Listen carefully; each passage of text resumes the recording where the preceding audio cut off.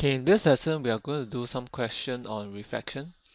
Okay, this particular question gives you the wavelength of yellow light, and then will ask you what's the speed of this light in this with an index reflection of 1.5. Okay, you find that actually this information is actually absolutely not necessary.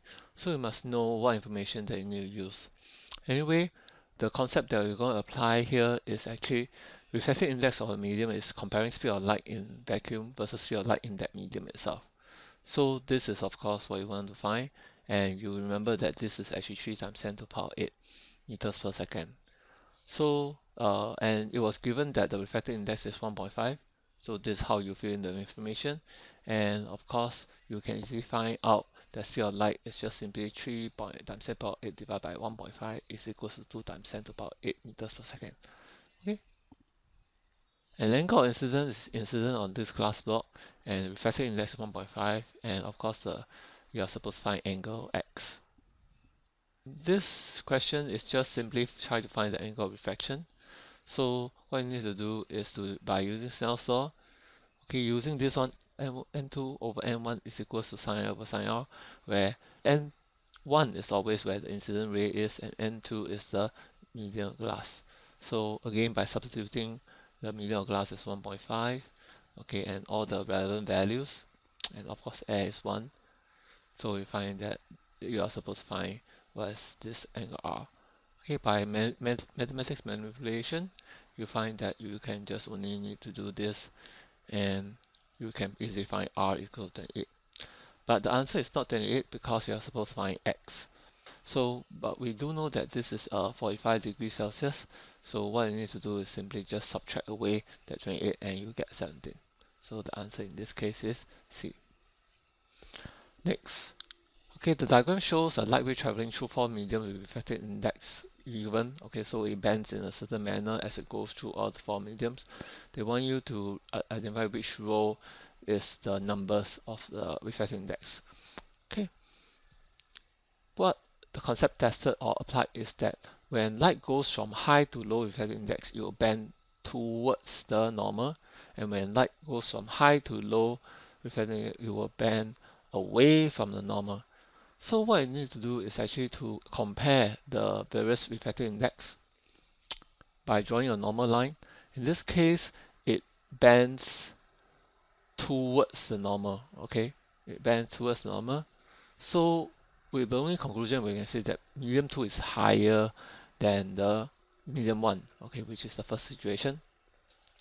Then again, we do a bit of comparison. Look very carefully. It also bend medium 3. It bends cause the light to bend towards the normal. So this is also higher than medium 2. Okay. And the only thing that medium 4 and medium 3, you find that in this case it bends away from the normal. Okay, so that means that it arrive at a conclusion that is lower than 3. So what it means is that medium 2 is higher than medium 1. Medium 3 is higher than medium 2, and medium 4 is lower. So if you review all the numbers over here, the only possible is that this is C. Again, 1.8 is higher than 1.3, 1.15 is higher than 1.48, and 1.42 is higher than 1.52. Okay, so this is the only possible that fits this combination. Okay, right now we come to this question where is the light ray coming from water to air. Okay, and they want to calculate what is the angle of refraction when the light ray enters the bubble. Again, you just use your Snell's law, which is n2 over n1 equals to sine over sine r. But take note that of course in this case, n1 is the water and n2 is the air. Okay, so you just put in the values. Okay, so water in this case is 1.33, which is actually below, and the angle of incidence is 15 and sine r. So by doing the manipulation accordingly, you would be able to get 20.1 degrees Celsius. So this is quite easily done. Okay, next question. They want you to draw on the path, the path which the ray of light will travel as it exits out of water, and label all the angle involved. Okay, take note that this is not to scale. So you just draw the concept. Okay, you do not need to measure, you just need to draw a concept. And since we know that it is just now was 20.1 degrees, so and this is supposed to be 15, so what you need to do is to just draw bending away from normal, and that'll be fine. Okay, so just draw bend away from normal and just label this as 20.1 degrees. Okay, next, what you need to do is to draw the normal for this exit path, and you'll notice that the normal will also pass through the center of the bubble, and since this is a circle, this one is an isosceles triangle, so this angle will also be 20.1 degrees. So this is an angle of incidence where it tries to go out, and we know that actually since it's going from air to water, it's actually the opposite. So over here what will happen is that you will bend towards the normal, and it will be 15 degrees. Okay, sorry, I forgot a label here, 15 degrees. So that's it. Okay. One other thing to take note of is that how do we draw the light ray bending towards? Okay, one simple way that I usually use is that I label that as 4 quadrant. 1, 2, 3, and 4.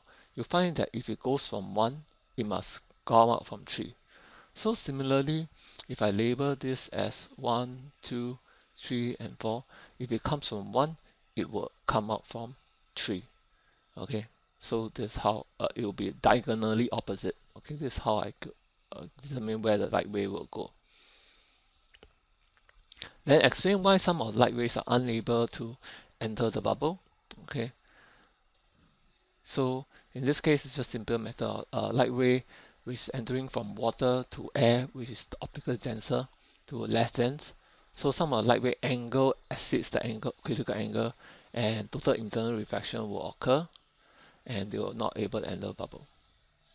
Okay, the next one is to calculate the maximum angle of incidence, which is light ray can enter into the bubble. Actually, in fact, and it's just calculation of critical angle. The maximum angle is the critical angle, and you just substitute in the value. Okay, where is 1 over n equals to your sine c, and then you get this value. Okay, that's all for this practice. Please subscribe and support my channel.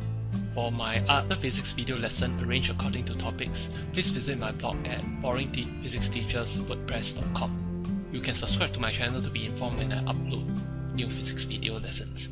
Thank you.